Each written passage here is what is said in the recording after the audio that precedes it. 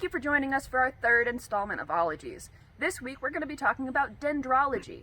Here at Billyak and Forest Field Park, we have a lot of awesome young forests and mature woods, the Billyak Centennial Time Trail, as well as the Forest Field Arboretum, which showcases a lot of different types of trees. We hope this video will inspire a new curiosity in you when it comes to trees, and that you'll come out to explore on your own with a tree ID book in hand. So thank you again for joining us, and enjoy the video. The word dendrology comes from the ancient Greek word dendro, meaning trees, and ology meaning the study of. The first usage of this word dates back to 1668 and originally referred to all aspects of trees and forest health, because in that time there was no concept of forestry or sylvology as separate subjects. In modern times, dendrology is considered a division of forestry or botany that deals specifically with the classification, identification, and distribution of tree species.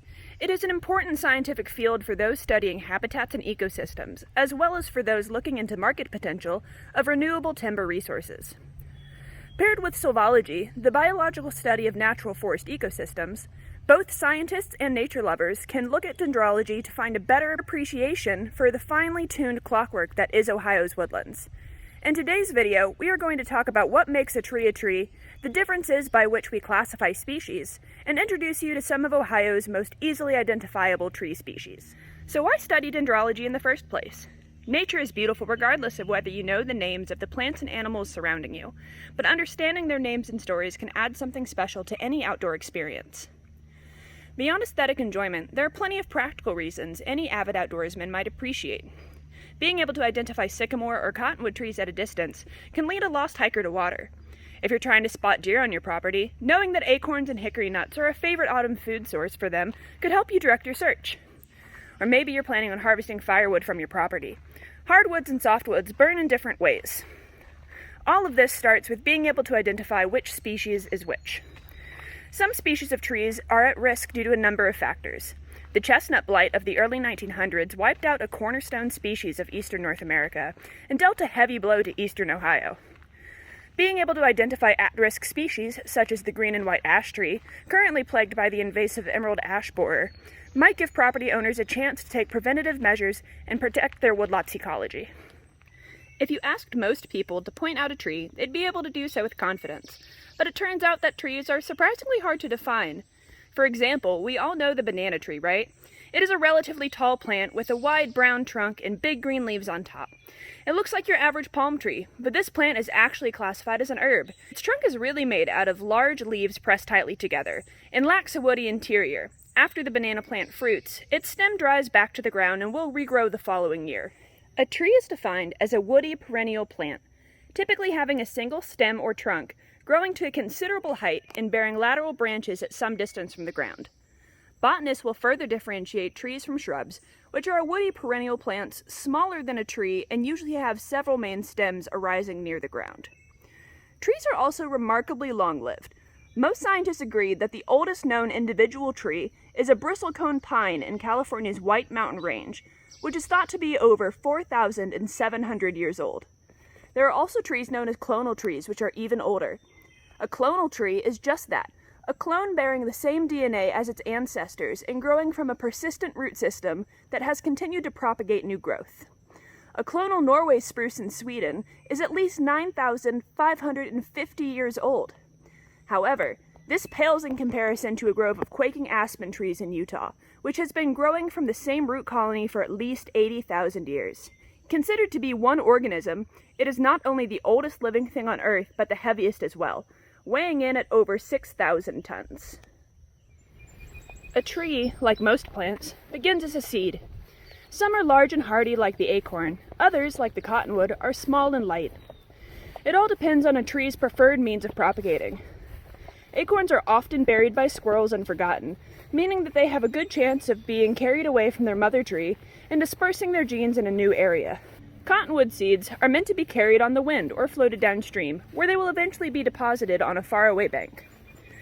Young trees are vulnerable to predation and have to battle with other nearby plants for sunlight. Because of this, saplings tend to grow very rapidly in their first 10 to 15 years. Trees drop many seeds, but only a few will survive past this point due to browsing animals and lack of resources. A young forest without larger trees will typically have a thick layer of vegetation near the forest floor, all competing for sunlight. As saplings grow taller, their larger canopy will eventually monopolize sunlight, and large root structure will absorb much of the water and other nutrients in the soil. It might sound greedy, but this is actually a healthy process. It ensures that native plants who have adapted to form a symbiotic relationship will thrive. And it will be harder for other plants, including invasive species, to take root. An older forest will have several large dominant trees and little underbrush.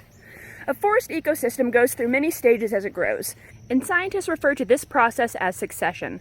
Succession affects both trees and understory plants, and a young forest may be suited to very different plants than a mature grove.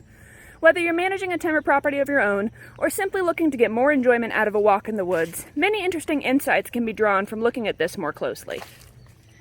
Now that we know a little more about trees as a whole, let's get down to the root of dendrology, classifying and identifying trees. It can be a tricky process, but luckily there are many useful resources, keys, and field guides available both online and in print. Once you have an eye for a certain species, it can be easy to pick them out, even at a distance. Because we're just starting, I'm going to walk you through how to use a dichotomous key. A dichotomous key is meant to help you narrow down a sample from broad characteristics to the specifics. Most will give you 2 or 3 options to choose from as you progress down the path to identification. Does your sample have needles like an evergreen, or is it a broadleaf deciduous tree? It might ask about leaf shape, bud shape, and the texture of the bark. All of these characteristics help dendrologists identify species, and it's something you can practice in your own backyard. So let's get started.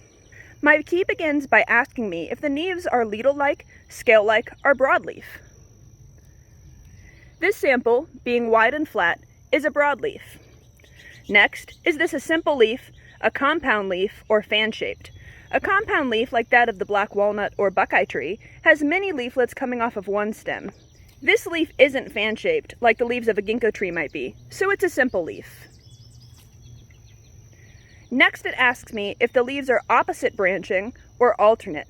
Opposite leaves will be just that, directly opposite from one another on the branch, as you can see here. Alternate leaves do not have any other leaves branching out across from them. This leaf sample appears to be opposite branching.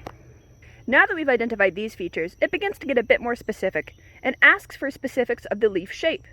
Here it is helpful to have a guide with pictures or illustrated examples. Is my leaf heart-shaped, smooth-edged, or palmate? Meaning, does it resemble a hand with 3 to 5 lobes? Lobes are these projections here that point off in different directions, so I'm going to choose palmate as my final answer. Next, does my leaf have closely toothed edges, meaning the jagged edges of the leaf are close together, and deep sinuses, or are the edges largely smooth with only a few teeth and rounded sinuses? On my leaf, the sinuses, or the rounded space between the lobes, is shallow, and the teeth are not all that close together, so again, I'll pick the second option. Next, is the leaf underside smooth and paler than the top of the leaf? Or is it the same color as the top of the leaf and slightly downy? Feeling the back of this leaf, it's very smooth. And looking at the front and the back side by side, I can tell that the underside is much paler, so I'll pick that option. Lastly, are the leaves on my sample 5-lobed or 3-lobed? Meaning, are there 3 points or 5? Counting on this leaf here, we can see 1, 2, 3, 4, and 5. Even though the small lobes on this leaf are a bit harder to notice, they're still prominent enough to be counted, so I'll pick the option with 5 lobes instead of 3. My dichotomous key tells me that this is a sugar maple. Identifying trees can be a long process and at times confusing, but it's a very useful skill. Whether you're assessing the health of an ecosystem, trying to find specific wildlife species that favor certain habitats, or just trying to impress your friends, knowing the names of the plants that surround you opens up a whole new avenue of stewardship and enjoying the forest around you. Thank you for tuning in today. We hope you learned a little bit more about what makes dendrology such an interesting field of study, and that you're inspired to get to know the trees in your own neighborhood a little bit better. Please reach out if you have any questions or comments. Thank you again for watching, and until next time, we hope you get out and have a lot of fun in your very own big backyard.